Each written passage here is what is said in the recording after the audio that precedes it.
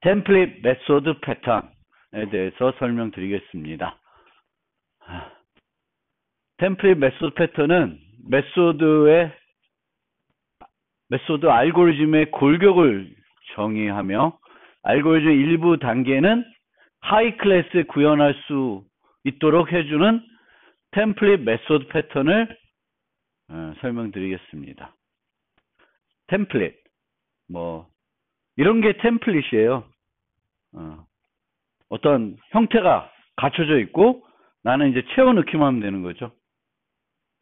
이게 템플릿이고, 또 우리가 범용 자료 구조 같은 걸 만들 때도 템플릿을 쓴다 그러죠. 스택, T 이렇게 해가지고 이게 템플릿이죠. 그러니까 정해져 있는 거예요. 근데 여기서는 메소드 하나가 어떤 템플릿 역할을 하는 거예요. 그리고 그 템플릿 자체는 안 변하는 거죠. 이거는 안 변해. 하지만 이 안에 들어가는 내용들은 바꿀 수는 있는 거죠. 근데 이걸 어떻게 누가 바꿔요? 이즈의 관계로서 하이 클래스에서 바꿀 수 있도록 해주는 게 템플릿 메소드입니다. 상위 클래스에서 처리의 뼈대를 제공하고 하이 클래스에서 구체적인 내용을 결정하는 그런 게 이제 템플릿 메소드 패턴입니다. 예제 그 교재 헤드 퍼스트 패턴 디자인 패턴에 나오는 예제는 커피 티 얘기입니다. 그래서 커피를 끓이는 방법, 티를 끓이는 방법 비슷한데 일부 다르다 이런 거예요. 요 메소드가 있는데 일부 달라요. 커피는 커피를 내려야 되겠고, 첨가물은 다양할 수 있는데 여기는 슈가와 밀크를 집어넣는다 그러고, 차에는 또 밀크 넣을 수 있는데 레몬을 넣는 형태로 되어 있어요. 어쨌든 이렇게 클래스가 두 개가 되어 있는데 코드가 다소 중복되어 있는 것 같습니다. 그래서 이 중복된 거를 어떻게 중복을 최소화할까? 그래서 첫 번째 방법으로는 카페인 베버리지라는 클래스를 만들고 공통 요소들을 상위 클래스로 올리는 겁니다. 그게 이제 일반적으로 우리가 EasyA를 이용해 가지고 코드 중복을 없애는 방법이죠. 그래서 이렇게 올려서 봤더니 pouring cup, boil water 이 두 개는 정확하게 똑같죠. 메소드 이름까지. 그래서 그걸 올리고 나머지는 그냥 두는 방식입니다. 그래서 여기도 prepare recipe이라는 메소드가 있고 여기도 있고 이렇게 위에도 이렇게 되어 있습니다. 근데 여전히 이렇게 해도 여전히 이 과정이 중복되어 있다 이런 생각이 듭니다. 그래서 어떤 과정은 이름은 좀 달라도 과정은 그 하는 순서, 알고리즘은 비슷하다라는 거예요. 그러면은 어떻게 할 수 있냐면은 prepare recipe를 끌어올리는 거죠. 끌어올리고 두 개가 달라요. 이 두 개 과정이 이제 물을 끓인 다음에 하는 일하고 컵에 넣은 다음에 첨가물을 추가하는 이 두 개 부분이 커피랑 티랑 다른 부분입니다. 그래서 이 메소드는 이렇게 정의를 하게 되겠고 이 메소드를 파이널로 만들어 놨어요. 파이널. 그래서 메소드가 파이널이면 어떻게 돼요? 재정의할 수가 없는 형태예요. 그래서 이거는 무조건 써야 되는데 여기 보시면은 boil water랑 pouring cup은 부모에 구현이 되어 있어요. 그래서 밑에서 구현을 안 해도 돼. 그리고 이 메소드는 파이널이야. 그러니까 재정의할 수조차 없게 만들어져 있어요. 근데 나머지 두 개는 abstract입니다. 그러니까 이 자체는 자식 클래스들이 정의되지 않는 한 쓸모가 없는 거죠. 그래서 커피랑 티에서 요 두 개를 자기의 각각에 맞게끔 여기서는 커피를 내리는 걸로 여기는 티백을 물에 담그는 걸로 구현을 하면 되겠고 여기서는 뭐 설탕하고 밀크를 추가하는 거고 여기는 레몬 슬라이스 하나 똥 담그는 그런 형태로. 그래서 요 자체가 뭐가 되냐면 템플릿 메소드가 되는 겁니다. 템플릿 메소드. 골격을 고정시켜 놓는 거예요. 그리고 그 골격 중에 일부 메소드는 이 골격에 들어가는 과정의 일부 내용은 하이 클래스들이 자기들에 맞게끔 재정의할 수 있게 하는 겁니다. 그것을 템플릿 메소드 패턴이라고 합니다. 그래서 템플릿 메소드 패턴은 알고리즘의 스켈레톤, 뼈대를 정의하게 해주고 differing, 좀 어떤 단계들은 하위 클래스한테 재정의할 수 있게 해주는 그런 패턴을 템플릿 메소드 패턴입니다. 그래서 템플릿 메소드는 자식 클래스들이 알고리즘의 일부 단계를 redefine, 재정의할 수 있게 해주는데 without, 알고리즘의 구조, 골격은 변하지 않고 변화시키지 않은 상태에서 재정의할 수 있게 해준다. 그래서 이 abstract class, 템플릿 메소드를 가지게 돼요. 이제 이세의 관계로 가는데 상위 클래스, 추상 클래스에서 템플릿 메소드를 가지게 됩니다. 템플릿 메소드. 그리고 얘는 수정할 수 없게 만들어요. 그리고 이 템플릿 메소드는 메소드로 구성이 되는데 여러 가지 단계로 뭐 더 복잡하게 구성이 될 수 있어요. 근데 여기서는 일부 메소드들을 부르게 됩니다.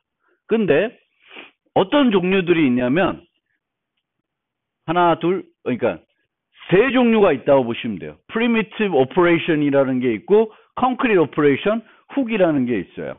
그래서 Primitive Operation, 뭐 Abstract라고 하는 메소드인데 얘네들은 밑에서 꼭 정의해야 되는 거예요.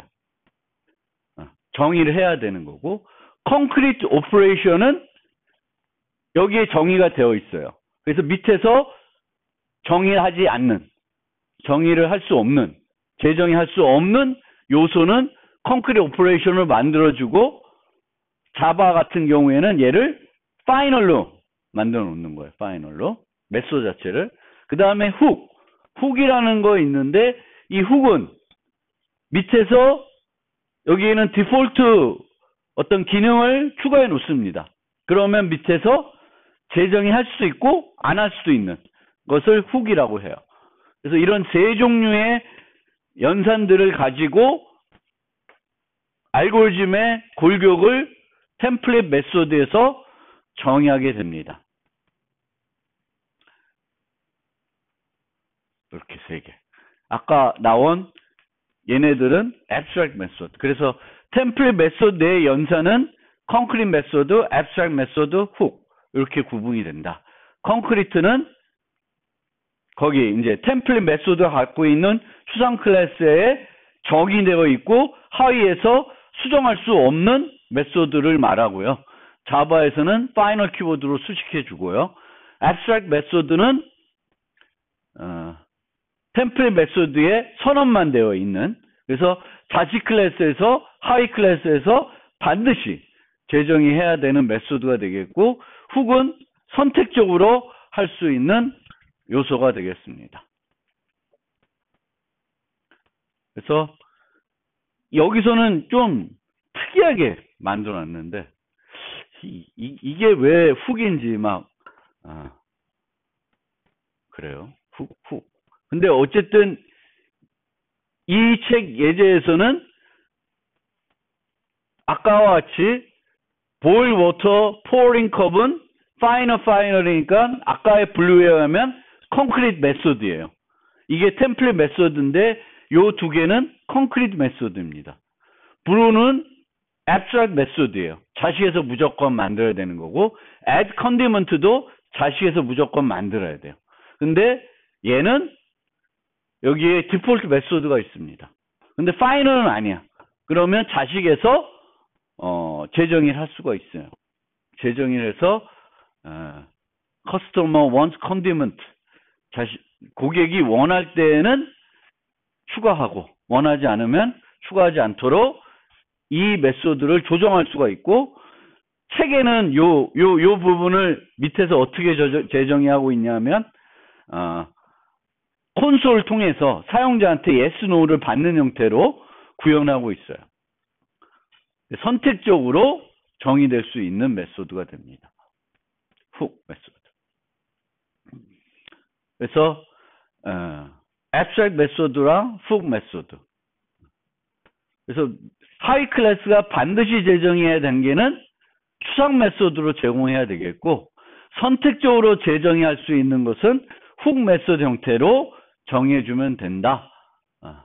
그리고 템플릿 메소드 내에 앱스트랙트 메소드로 정의된 단계가 너무 많으면 하이 클래스를 개발하기가 부담될 수 있다. 이런 특징이 있고요. 콘크리트 베이스 클래스를 사용할 수도 있는데, 요거는 별로 우리가 권장하는 스타일은 아닌 거예요. 제가 말씀드렸듯이 클래스 하이라키가 있을 때 뭐만 객체를 생성해야 된다? 단말만 객체를 생성하도록 하는 것이 좋다.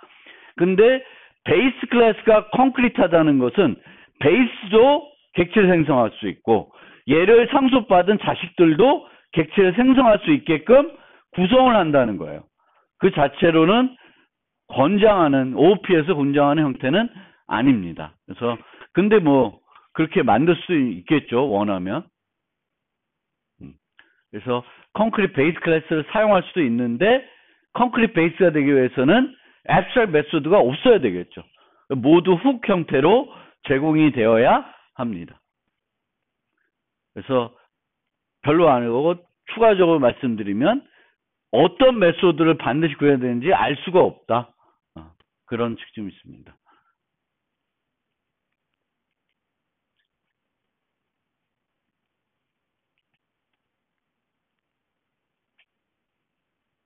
그래서 여기에 보면 이제 재미난 프린시플이 나오는데, 헐리우드 프린시플이라고 있어요. 그래서 don't call us, we'll call you. 이게 뭐냐면 에이전트들이 오디션 본 그런 어떤 배우들한테 나한테 전화하지 말라. 필요하면 내가 전화한다. 이게 헐리우드 원칙이래요. 그래서 이 원칙을 개발할 때도 해야 된다. 그래서 상위 수준 요소가 하위 수준 요소에 의존하고, 하위 수준 요소가 다시 상위 수준 요소에 의존하는 등 의존 관계의 체인이 발생할 수 있는데, 이렇게 되면 안 된다. 그래서 이 원리에 의하면 상위 수준 요소가 하위 수준 요소를 언제 어떻게 사용할지 결정해야 된다. 하위 수준 요소는 절대 상위 수준을 직접 호출하지 않아야 된다. 이렇게 되고 있습니다. 그런데 이 코드를 어딨어? 만들었던 코드. 안 나오는구나. 코드가 안 나오네.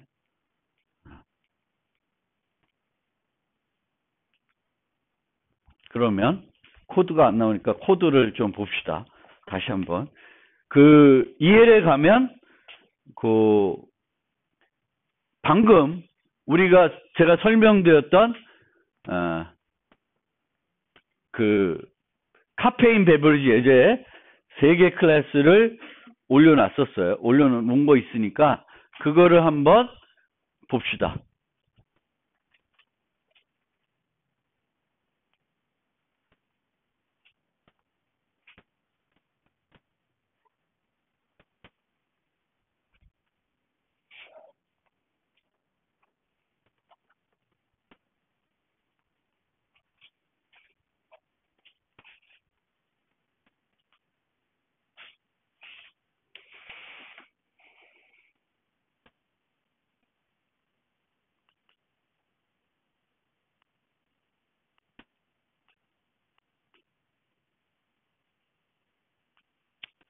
beverage 01, 02, 03 세 가지가 있는데 처음은 그러니까 커피 따로, 티 따로 있는 예제고요.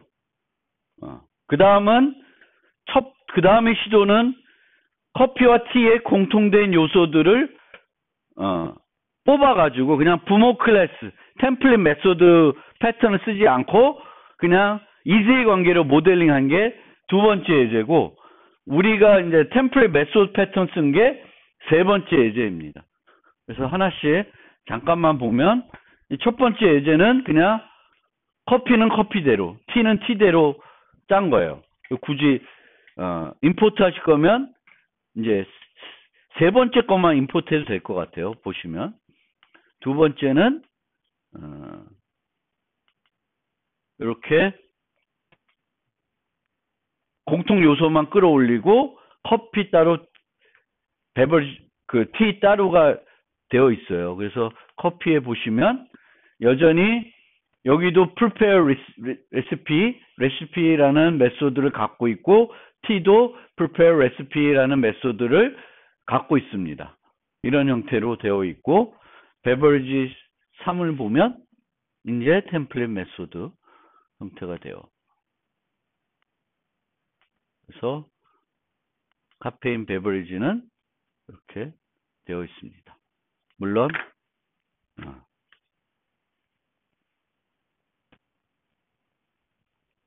파이널을 안 썼는데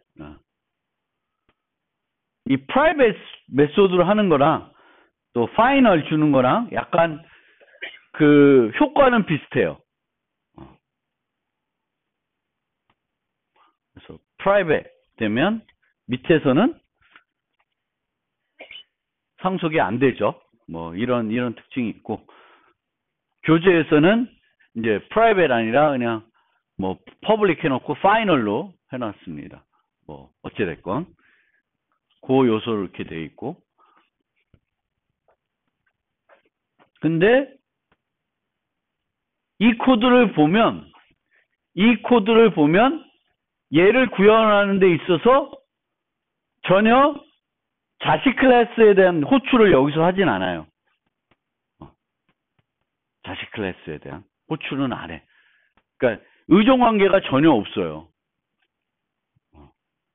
자식들은 얘를 상속받지만 여기서 어떤 자식들이 오는지는 보통도 그렇겠죠. 처리를 안 해요. 밑에도 커피를 만든 거 보면 그냥 이렇게 되어 있어요. 이 역시도 상속을 받고 있지만 서로 뭔가 부모 메소드를 호출하는 게 없습니다. 그러니까 서로 간에 상속받고 있지만 우리가 뭐 슈퍼 호출하고 뭐 이렇게 서로 인식하지 않고 의존 관계가 없이 구현이 된다.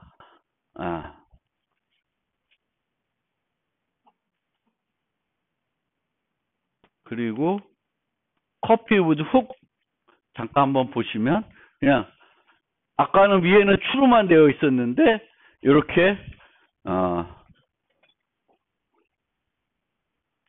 이런 식으로 커스텀 원스 컨디먼트를 내가 원하는 형태로 만들어서 상호작용하게 뭐 이렇게 만들 수 있다라는 예제를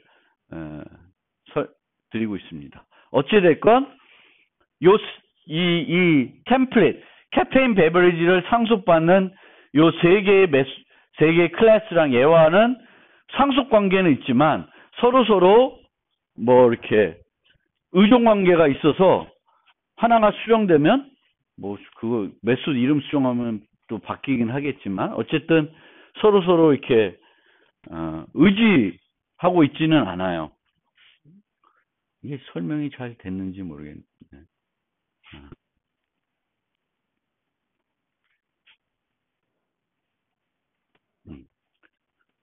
커피와 티는 스펠링 잘못됐네.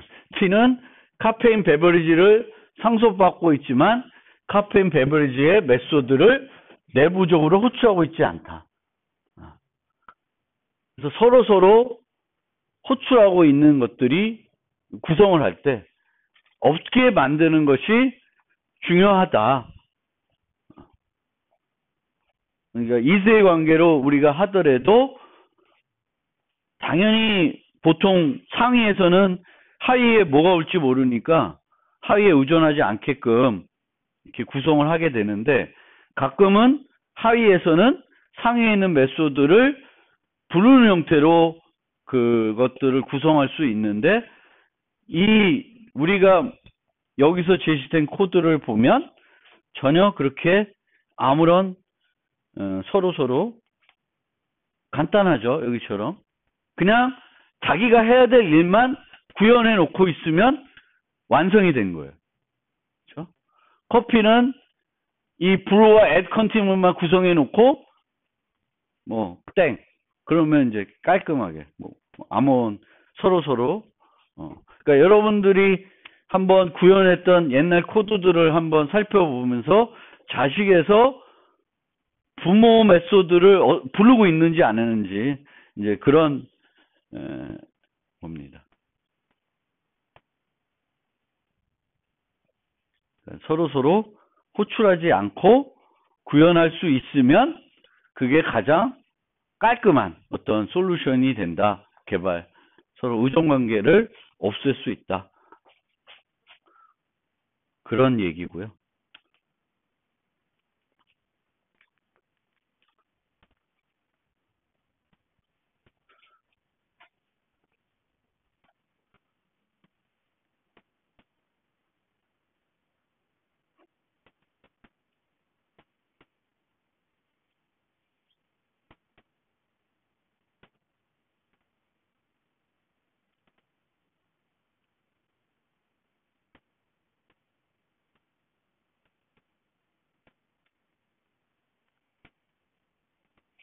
어쨌든 여기 있는 이런 것들도 템플릿 메소드 패턴을 응용한 그런 예제라고 합니다. 그래서 정렬의 경우에도 이 코드들이 고정되어 있고 이 데이터를 쓰는 사람은 뭐만 구현해 놓으면 되냐면 compare to만, 요 데이터 타입들은 compare to만 만들어 놓으면 이 골격대로 다 소팅이 되겠죠.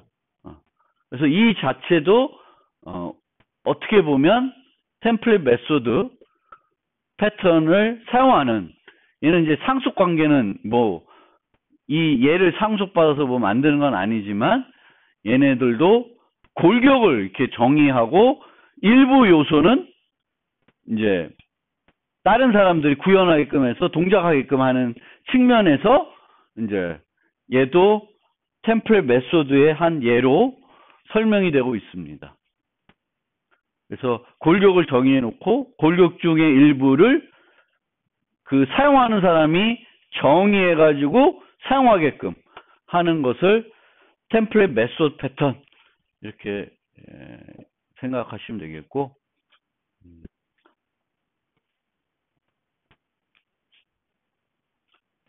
템플릿 메소드 패턴은 알게 모르게 많이 쓰여요. 라이브러리에서도. 예전에 스윙 라이브러리에서 페인트도 템플릿 메소드이고요.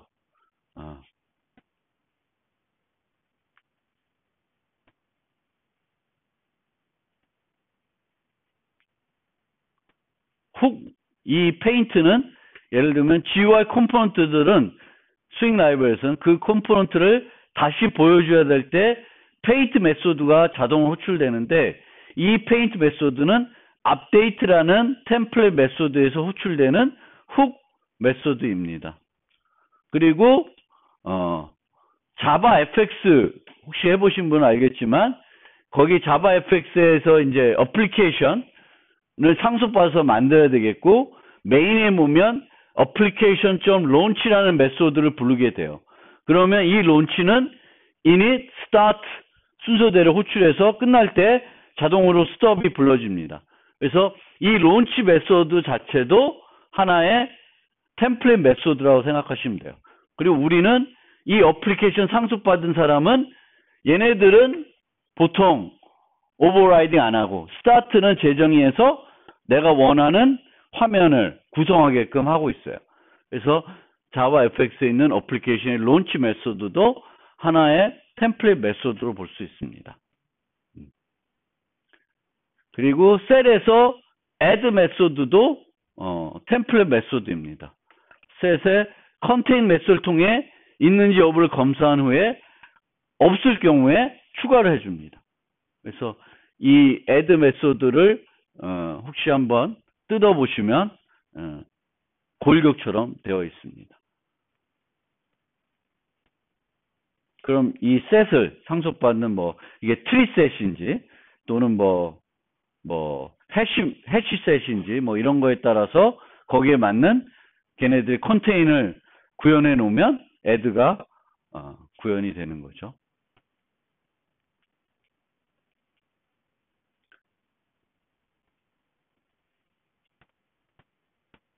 그리고 템플릿 메소드를 다르게 접근하는 방법이 없나?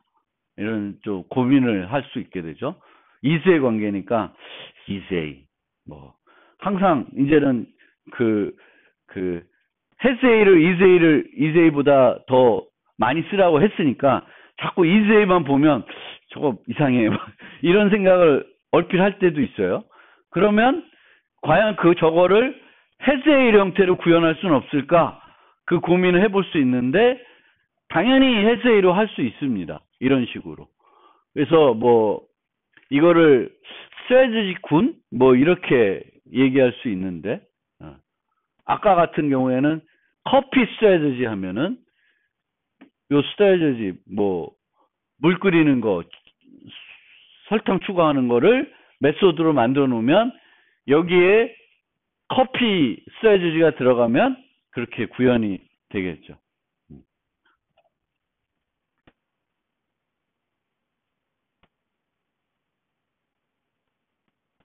그래서 하이 클래스 이름을 통한 구분은 가능하지 않은데 이런 전략들을 만들어 놓으면 이제 커피 전략, 티 전략, 그리고 이제 여기는 카페인 베버리지 이런 식으로.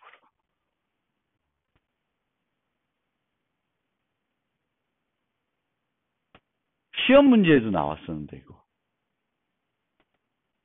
중간고사 때. 그렇죠? 중간고사 때. 많이들 제대로 답을 안 쓰셨는데 어쨌든 그 있잖아요. 그 얘기를 잠깐 해보면 펫 이렇게 할 수 있잖아요. 이 문제 기억나세요? 중간고사에 전략 패턴 관련된 문제로 보통 일반적으로는 우리가 펫, dog, cat 해가지고 이제 울음소리를 이제 기본적으로 다양성을 이용해서 구현하면 이런 식으로 구현하겠죠. 그래서 여기서 펫의 make sound라는 메소드가 있으면 얘는 멍멍, 얘는 야옹 하게끔 구현해 놓으면 이제 이 펫이 강아지 가리키고 있으면 멍멍할 거고 고양이 가리키고 있으면 야옹할 수 있어요.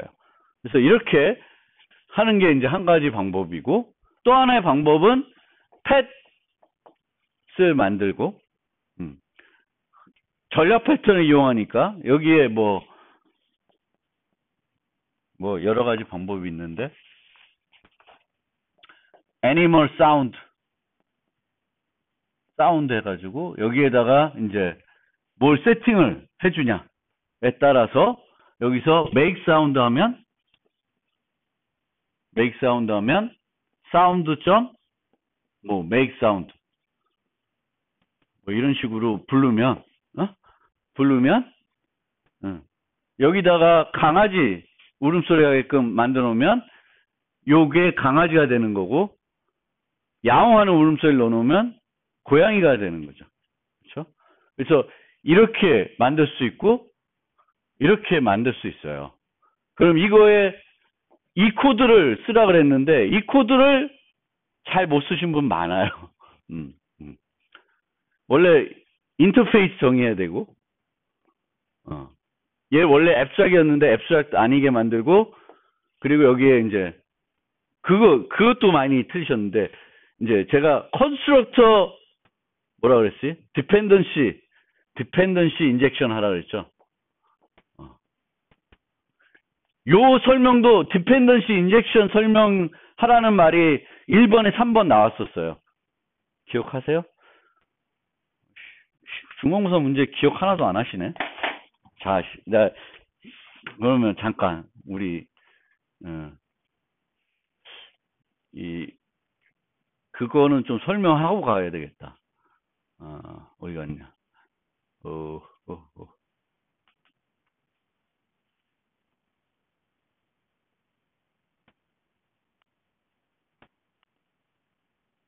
슉 넘어가서 요거 하나. DIP 원칙 구현에서 디펜던시 인젝션 개념을 설명하세요.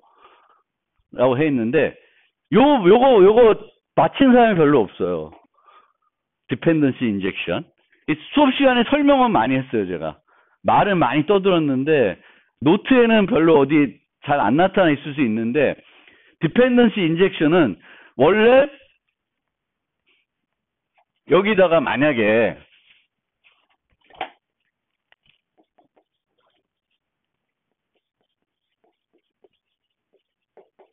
이렇게 구현할 수도 있죠. 기본적으로. new dog sound 해놓으면 얘는 멍멍거릴 거 아니에요. 그런데 이렇게 구현해 놓으면 이 펫은 뭐에 의존해요? 구체적인 클래스인 dog sound에 의존하게 되죠. 그렇죠? 그래서 이거보다는 디펜던시를 삽입해라. 의존 관계를 이렇게 여기다가 이퀄 해가지고 고정시켜 놓는 게 아니라 디펜던시를 삽입하는 거예요. 삽입한다는 건 함수로 넘겨주는 거예요. 객체를 넘겨줘서 그 객체를 할당함으로써 의존 관계가 그때 생기는 거예요. 이 코드에는 안 생기는데 여기에 이제 컨스트럭터 디펜던시 인젝션이 되면 전략 패턴은 컨스트럭터에서 집어넣을 수도 있지만 보통은 set strategy라는 게 있겠죠. 거기서 이제 어떤 객체, 멍멍하는 전략이 들어가냐, 야옹하는 전략이 들어가냐에 따라서 그때 의존 관계가 맺어지는 거예요.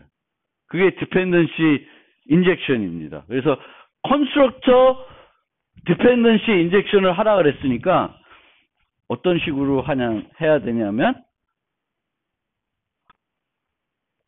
컨스트럭터에 요거를 이렇게 넘겨줘야 되죠. 그럼 여기에는 원래 애니멀 사운드를 구체화해서 뭐 덕 사운드가 있을 거고 캣 사운드가 있을 텐데 여기는 안 나타나겠죠. 의존 관계가 여기에는 안 나타나요. 근데 이 펫을 인스텐시에이트하고 생성하고 그때 캣 사운드를 주면 그 펫은 뭐가 돼? 고양이가 되고 강아지를 집어넣으면 강아지 사운드를 집어넣으면 강아지가 되는 거예요. 디펜던시 인젝션이라고 하는 거는 그 객체를 패러미터로 넘겨줘서 그 넘겨줘가지고 대입되는 순간 그때 의존 관계가 이렇게 맺어지는 거예요. 디펜던시를 인젝션 해준다. 디펜던시. 그 얘기입니다. 이것도 제대로 잘 안 짰어. 안 짜는 사람들 많아. 이상하게 짜신 분들 많아. 그래서 이게 그거고 이제 이렇게 했을 때 무슨 얘기를 물어봤냐면 장점과 단점을 물어봤어요. 장점과 단점을 물어봤는데 제가 원래 기대했던 단점은 뭐냐면 ESA로 하게 되면 강아지와 고양이 클래스가 구체적으로 존재하죠. 근데 그 예제에서는 어떻게 했냐면 얘네들을 안 만들고 여기다가 전략들을 집어넣어서 펫을 인스텐시에서 쓰는 거예요. 그러면 얘가 고양이인지 강아지인지는 그 어떤 타입을 보고 구분할 수는 없고 얘가 뭘 갖고 있는지에 따라서 구분할 수만 있어요.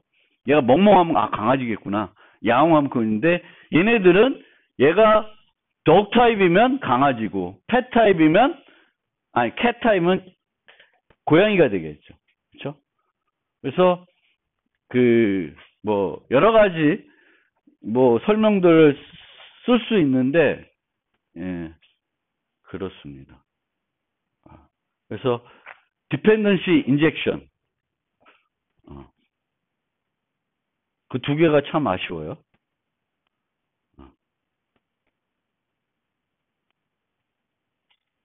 근데 여기서도 이렇게 되면 하이 클래스 이름을 통한 구분이 가능하지가 않다라고 되어 있어요. 그러니까 똑같이 아까처럼 카페인 베버리지가 있고 커피 티가 있어요. 그럼 커피 티라는 클래스 이름을 가지고 커피와 티를 구분해낼 수는 있어요.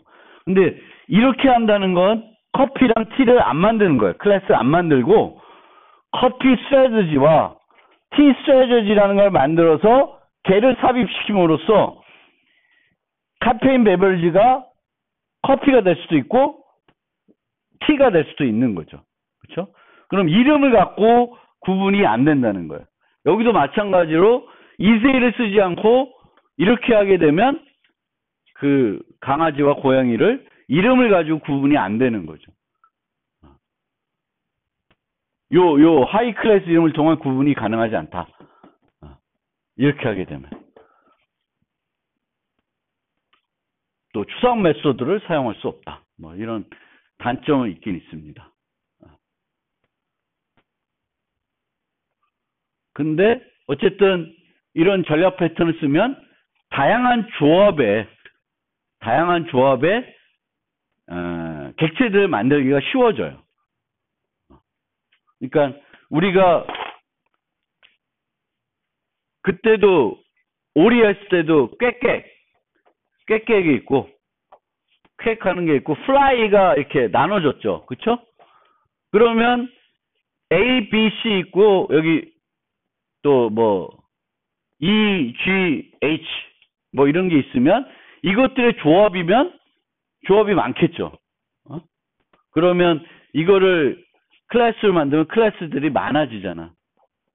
근데 얘는 6개만 만들어 놓고 요 2개를 삽입해 주면 뭐 삑삑 못 나는 애, 꽥꽥 나는 애, 꽥꽥 로켓을 나는 애, 뭐 여러 가지 조합으로 이걸 만들 수가 있습니다. 그 조합을 이세의 관계로 만들려면 클래스들이 무지 많아지겠죠. 그래서 전략 패턴을 이용해서 이렇게 되면 그러니까 전략 패턴도 그렇고 데코레이터 패턴도 그렇고 둘 다 이세이로 모델링 했을 때는 클래스 폭발 문제가 생길 수 있는데 그거를 좀 해결할 수는 있죠. 물론 요네들이 이렇게 생기는 클래스들이 원래 없었는데 생기긴 하죠. 얘가 많이 생긴다. 작은 애들이. 뭐 그거는 뭐 맞을 수 있어요. 근데 얘네들 갖고 모델링 할 수 있는 객체들은 무지 다양하죠. 조합이. 무지 다양한 조합을 쉽게 만들 수 있다라는 장점은 있습니다. 이 스트래티지 군, 뭐 스트래티지 군이 아니라 얘 하나 따로, 따로따로죠, 저기서는. 근데 이제 스트래티지 군은 뭐 A를 하나로, AH를 하나로, 뭐 이렇게 요거를 전략화하는 거죠. 그렇게 해서 할당할 수는 있죠. 제한을 주기 위해서.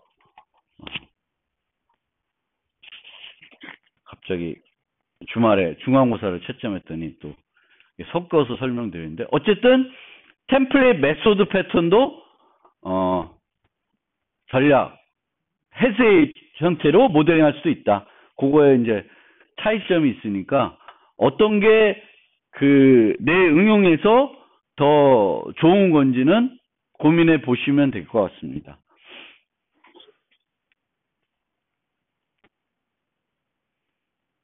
또 다른 예로 뭐 여행을 모델링하는 것도 템플릿 메소드로 할 수 있죠. 똑같은 여행인데 패키지 A, 패키지 B가 있는데 기본적인 거는 똑같고 일부 내용이 다를 수 있죠. 패키지 여행들이 어떤 패키지 상품들이 똑같이 뭐 6박 7일짜리다. 그러면 뭐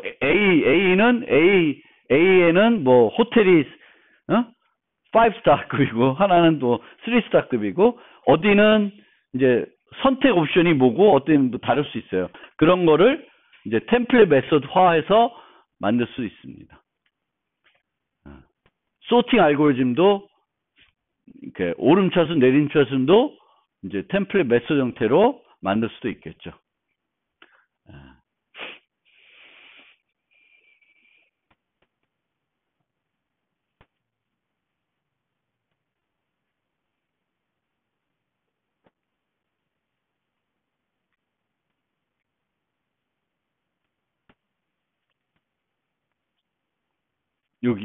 여기는 이제 자식 클래스들의 정의된 두 개의 메소드가 비슷한 단계 및 순서로 알고리즘을 수행하지만 각 단계에서 하는 일은 실제 다를 경우, 조금씩 다를 경우 이들을 포괄하는 템플릿 형태의 상위 메소드를 정의해서 활용할 수도 있다. 원래 F는 뭐 이렇게 되고 이쪽 클래스의 F는 이렇게 되면 GH는 똑같이 하고 얘는 AP, AQ 부르고 얘는 AP만 부른다. 뭐 이렇게 되어 있으면 이거를 N 형태로 한 다음에 얘는 여기서는 AP, AQ, 얘는 AP 하게끔 만들면 만들 수 있다. 그러니까 이세관계로 모델링 됐는데 요 어떤 재정이 된 메소드들이 그 흐름이 비슷할 경우에는 얘를 템플릿 메소드화 해주면 코드 중복을 더 최소화할 수 있다라는 생각을 말씀드린 겁니다. 관련 리팩토링이 그렇습니다. 그래서 메소드를 위한 골격을 제공하여 자식 클래스들이 메소드의 특정 부분만들을 재정의도 해야 할 때 템플릿 메소드 쓸 수 있고 모든 자식 클래스에 공통적으로 정의되는 메소드지만 약간씩 차이가 있을 때 또 코드 중복을 최소화하기 위해서 템플릿 메소드를 쓸 수 있고 자식 클래스가 반드시 재정의한 메소드를 제어하기 위해서도 이제 템플릿 메소드 패턴을 활용할 수 있습니다. 그래서 템플릿 메소드를 구현할 때 고려사항은 어떤 거를 앱스트랙트 메소드 만들고 어떤 거를 콘크리트로 만들지 그 고민이 하나 들어가겠고 또 앱스트랙트 메소드 같은 경우도 이거를 앱스트랙트로 갈지 훅으로 갈지 이런 고민들이 이제 구현할 때 필요하다라는 것입니다.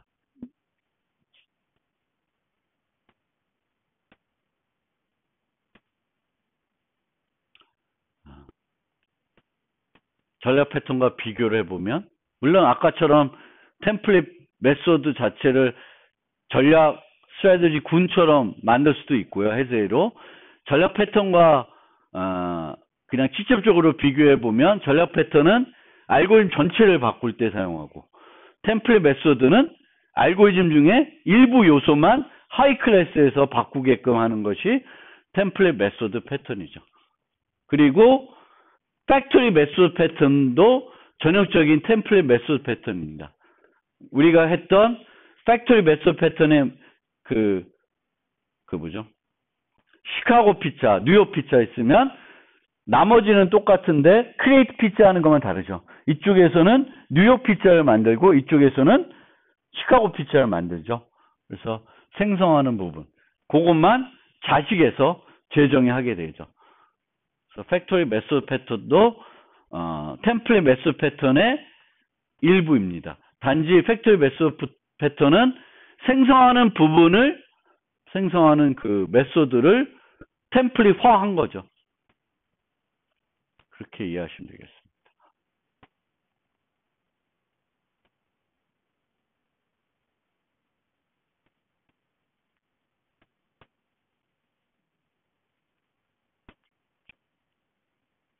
C++도 이제 11부터는 파이널 키워드가 있으니까 요 키워드를 해주시면 되겠고 do select equal 0 뭐 이런 식으로 해서 구현할 수가 있습니다. 네. 그래서 보시면 되겠고